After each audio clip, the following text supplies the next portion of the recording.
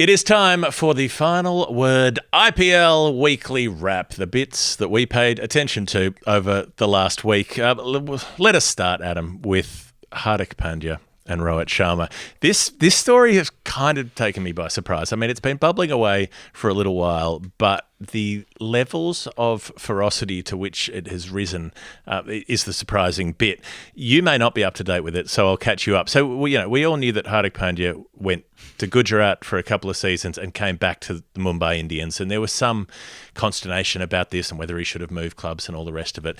The bit that's really causing the consternation, though, is that he's replaced Rohit Sharma as captain of Mumbai. And as you know, Rohit Sharma in India is, he's not treated with Kohli levels of deification, but he's second on that list. The Kohli shirts outrank the Rohit shirts by about 8-2 at each cricket ground. Well, you could even say 5-1 if you wanted to. But there are still that still means if you divvy that up by population, there are a couple of 100 million who prefer Rohit to Kohli. Now, Hardik's come in and taken over as captain, and Mark Boucher's coaching that team, and it makes sense from an outside point of view, but I wonder if Mark Boucher has failed to consider something. So there was a little video that went up a couple of weeks ago of Boucher being asked to be part of some little a little totem ritual where you crack a coconut on the floor and place it on a shrine as an offering or something approximately like that. And Bharat was very impressed that Mark Boucher looked like he'd been cracking coconuts open on the floor all his life, said Bharat. He seemed very at ease with being part of this Hindu ritual. What he doesn't seem to have picked up on is the way that players are treated within that Indian cricket culture, where you can't just replace a favourite as captain with somebody else just because they're younger and dynamic and up and coming, and just because Rohit hasn't led Mumbai to a title in the last 3 seasons. It doesn't matter because he's won titles before that. They won 5. He's forever the Mumbai Indians champion with the crowd, and so you just can't replace him as the skipper or the fans will turn on you. And they've turned not on Boucher but on Hardik Pandya, who they're blaming for this. And it doesn't help that Mumbai have gone 0-3 so far in the season. So they rock up to Hyderabad with the crowd sort of being very, very unimpressed with Hardik Pandya as captain, and then concede the biggest score in IPL history, 277 for 3, get taken off Mumbai Indians as Henrich Klaasen takes them apart. But I just didn't realise how full on this had gotten, where basically most of the Mumbai Indians fan base hate Hardik Pandya, who is the superstar player of India, who you would expect them to love because of what he's done for the national team. But apparently he's now persona non grata. Well, it does kind of tally because you see it to an extent within the Indian national team. I'm running this through the filter of what we pick up online, which may not be representative of the community at large, by the way. Sure. But, you see the Kohli stands and the Rohit stands divide, and if you are for one, you're against the other, and vice versa. The most hardcore of fans this is, and that seems to carry almost more weight than the overall result. And look, we've spoken a little bit about this on our World Cup daily shows last year with the importance of Kohli's hundreds or manufacturing an opportunity to score hundreds, which he did in one game. I think it was the Bangladesh game, and didn't quite get there in the New Zealand chase from memory, but gave himself every opportunity with the non-striker playing his role, or the batting partner playing his role, because the individual success of the highest profile players generates all this wider goodwill and positive energy towards the team at large, which doesn't necessarily, I don't think, translate through to the cricket we watched growing up. But yeah, so with that in mind, with that background in mind, I can kind of see where you're coming from here, even though Hardik Pandya, surely he was, upon taking over the captaincy, seen as a chance to take the side to the next level. And Rohit's got more than enough on his plate looking after the Indian teams at the moment. I mean, give the guy a break. Yeah, well, exactly. So that the theory was kind of sound. You've got a senior player, take the responsibility off him, let him just bat through the later part of his career, and let a more energetic younger player come in and take over the job. But no, it's been seen as a backstabbing and a dethroning and all the rest of it. So Mumbai, like I say, they lose this game to Hyderabad, where they concede 277 in 20 overs, biggest IPL score ever. Henrich Klaasen then does the monstering, 80 from 34 balls with 7 sixes, and that's after Travis Head and Abhishek Sharma have made a couple of very fast 60s. Higher up in the order, Mumbai make 246, but they still lose heavily. And then the other Mumbai game, which is possibly even more extraordinary, they go and play Rajasthan. On the scorecard, 3 golden ducks in a row. It's not a hat trick because it's across a couple of overs and there's another ball intervening. But this is a curious one for how you figure out what's happening from a scorecard, which will be confusing given the player substitution rule, Adam. So Trent Boult gets Rohit Sharma out from the 5th ball of an over. It's Rohit's first ball of the innings, golden duck. He gets Naman Dir out from the next ball, 6th ball of the over, another first ball duck. Naman Dir then gets subbed out of the game and gets replaced by Devald Brevis, the South African wunderkind six-smasher. Now, I didn't realise you could do this with the impact player rule, as they call it, the substitute rule. But you can substitute a batter out of a game who's already been dismissed and replace them with another batter who then gets to bat. And instead of them replacing the dismissed player, one of your bowlers doesn't bat, even though they were in the listed 11 at the start of the game. Does this compute? Yeah. No, it does. It's been advanced to me as part of a challenge with the Indian T20 side that in the IPL they can balance it. It basically means you have an extra asset in your 11 because you can bat deeper, you can bat one deeper, or you can bowl one deeper, and typically you bat one deeper, right? Because that makes sense to have that extra depth most of the time. But unless you're in a situation where you need the extra bowler, but obviously that doesn't translate to international cricket, does it? Where you've got to dance with the one that brung you, as it were. So I can see why this and scores have, again, as I understand it, and I'm not claiming to be an expert in this area, but have inflated since we've seen the 12 into 11 model where you can make the sub. There has been a correlation between that and having higher scores in the IPL. So make of that what you will.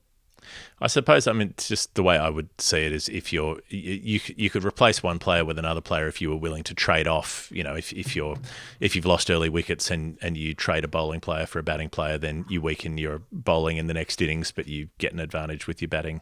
In the same way as if one of your bowlers is getting smashed, you could pull them out of the game in the first innings and swap them with someone else who might not.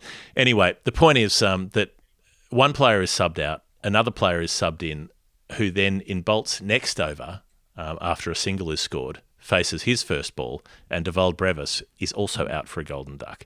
So Naman Dir has been subbed out of the game after making a golden duck. Brevis is subbed into the game and then makes a golden duck himself. So three first ballers dished out by Trent Boult.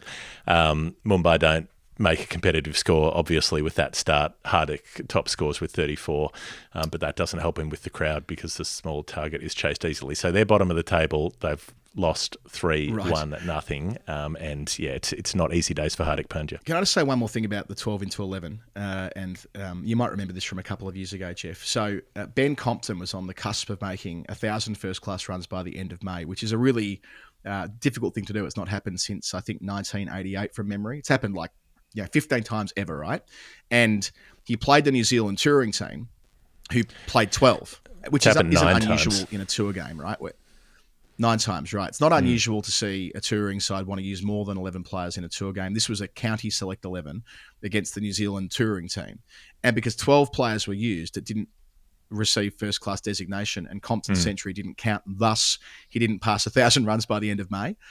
How is it that we are allowed to keep the stats in the conventional way for T20 cricket when 12 people appear? Not just T20, by the way. This was happening in Australian domestic one-day cricket in the 90s and early 2000s as well, where you would have happened in one-day 12 international players, cricket. 11 would bat, 11 would bowl. Of course, the super sub, that goes back to 2005 or something like that. Why do we permit 12 players to be in the game in limited overs cricket and keep their statistical category, but we don't have similar flexibility for first-class cricket? Justice for Ben Compton's what I'm saying. Yeah, I'd agree with justice for Ben Compton. That's New Zealand's fault. It's probably because T20 cricket's bullshit and the stats don't matter. That's probably why, and that probably underlines it. But here we are in the middle of our IPL segment nonetheless. So, right, we talked about we talked about Henrich Klaasen. We talked about him smashing runs for Hyderabad. Hyderabad then go on and lose to Gujarat, which is Hardik Pandya's old team that he left in order to come and be a loser at Mumbai. So Hyderabad are held to 162. So after making this 277, or was it before? I can't remember which order this happened in. Never mind. Shubman Gill and Sai Sudarshan, who featured on The Final Word not that long ago, chased that down. Cummins is captaining that side. He's captaining Hyderabad and brought himself on very late, brought himself on sixth change and wasn't able to have enough of an impact basically. So that's an interesting one as to whether he should be coming on earlier. Most teams have been getting a win and a loss in the week since we last looked at this. Chennai Super Kings won one, lost one. So they beat Gujarat, who had the win over Hyderabad, if you're keeping up, and then lost to Chennai. Ruturaj Gaikwad and Rachin Ravindra are gelling at the top of the order together in that win. Also, Tushar Deshpande bowling well, who's the player who made that first-class ton batting at number 11 recently and had a good game, tidy game with the ball there. And then Chennai Super Kings go on to lose to Delhi, where Rishabh Pant makes 52 off 31 at first drop. Oh, this is a tonic for the soul. Go on. To see Rishabh back and doing well. Smashed him around. He's batting at 3, made a score. Mukesh Kumar did well with the ball too. He copped an absolute hammering from some India fans during the recent Test series that he was getting picked and he was absolute garbage and should never play for India and so on. He gave away nothing much in that game and had a great game. Not so much in his other game where he went for, what was it, 1 for 49, I think it was, off his 4 overs, when Delhi got a win. So, I mean, this is all getting very confusing if you're not up to date with which team is which. So Delhi won the game where Rishabh made a half century, and then they lost to Rajasthan when Mukesh Kumar got taken apart. Ravichandran Ashwin was batting at 5 for Rajasthan when they beat Delhi. Love that. Great to see. Made 20-odd. Rian Parag, who has that round-arm bowling style, also did it with the stick, made 84 from 45 balls. And they smashed up the fast bowlers. Anrik Nortje, 1 for 48. Mukesh Kumar, 1 for 49. And for the Delhi Capitals, they weren't really that close to it. David Warner made 49 quickly. Tristan Stubbs, the South African smasher, made 44, but they couldn't chase it, which means that Rajasthan got to become the one team in the span to win 2 games because they beat Mumbai with all the Golden Ducks. There we go. It's all kind of coming together, right? It all roughly makes sense, Adam. I'm trying my best to hold on here, Jeff. I think I've kept most of those details in my head, and I'll commit them to memory for next week. But just to come back to the Rishabh thing, tremendous story that making 52 from 31. And poor old Mukesh Kumar, as Cam described him during the Test series, the Olympic lifeguard, being the second seamer in the Indian side during a Test match, makes you about as useful as the lifeguard at the Olympic Games. But I did feel for Mukesh at different points through that Test match that he played, and I'm glad to see he's back in the public eye, even if it is having 49 runs taken from his bowling in the game that you referred to before. So, yep. Okay, so where does that leave us? So we've got Rajasthan with 2 wins. Give us the table in brief. Okay, well, so those are the teams who played 2 games. Just briefly, RCB only played once. They went down to Kolkata, despite Kohli making 83 not out and batting through the innings. Glenn Maxwell made 28 off 19. The story of that game, Adam, Sunil Narine opened the batting. I'm pretty sure this was in his 500th T20 as well, which came up recently. He opened the batting. This is their premier spinner, if you don't follow the format. He opened the batting and made 47 off 22 balls with 5 sixes. Now, I know he's batted up the order for KKR a bunch of times. I know they used him at 3 for a while, and I know he's done pinch-hitting stuff. But seriously, he was the reason that they made short work of that chase with Venkatesh Iyer, who made 50. KKR beat RCB. And last of all, Justin Langer's Lucknow team get on the board. With Quinton de Kock, Nicholas Pooran, and the other Pandya, the forgotten Krunal Pandya, brother of the despised Mumbai Indians captain, making some runs. Shikhar Dhawan for Punjab keeps making runs and losing, so Punjab went down to Lucknow. Justin Langer's on the board, along with a picture of Albert Jacka. So the Rajasthan Royals are at the top of the tree, Kolkata Knight Riders second, Chennai Super Kings third, Gujarat Titans round out the top 4.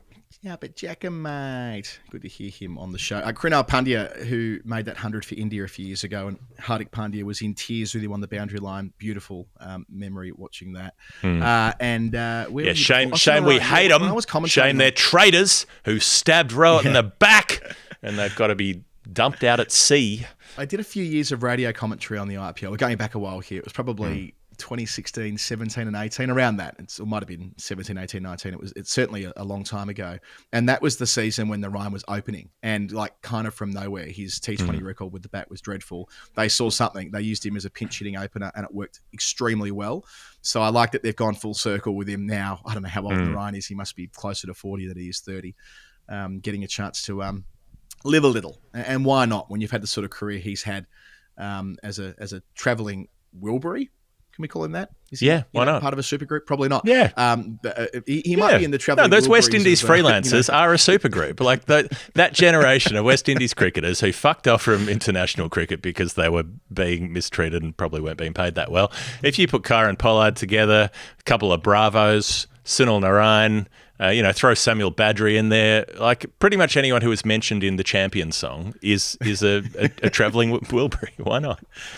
We should work it out. Who's Bob Dylan? Who's Roy Orbison? Who's George Harrison? We can do this. This is a sort of project that our Final Word community will take to with some enthusiasm. Maybe Tom Petty is Sunil Narine. Anyway, well, Jeff, I feel informed. I feel better for having had your IPL summary. We will do that again next week, and we will end the podcast here. I'll note that we are at patreon.com/the final word.